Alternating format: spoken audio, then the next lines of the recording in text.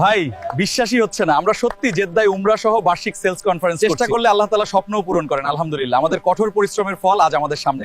মনে আছে এই তো সেদিন খাস দাওয়াতের যাত্রা শুরু হলো, আর আজ দেখেন 100 কোটি টাকার সেলস কনফারেন্স করছি। সত্যি অবিশ্বাস্য এবং গর্বের একটি মুহূর্ত আমাদের সবার জন্য।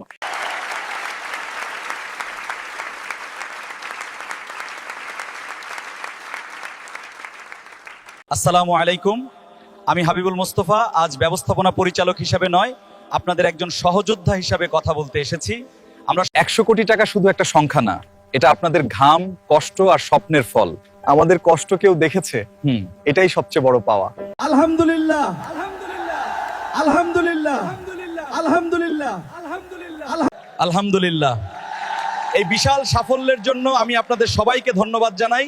এটি আমাদের সকলের কঠোর পরিশ্রমের ফল। আলহামদুলিল্লাহ, যারা স্বপ্ন দেখে তারাই ইতিহাস গড়ে। ভাই স্বপ্ন শুধু বড় মানুষ দেখে না, স্বপ্ন দেখে সেলস অফিসাররাও। আর পরিশ্রম থাকলে সেই স্বপ্ন একদিন সত্যি হয়। আমাদের এই স্বপ্ন জয়ের পথে আমরা সবাই একসাথে এগিয়ে যাব।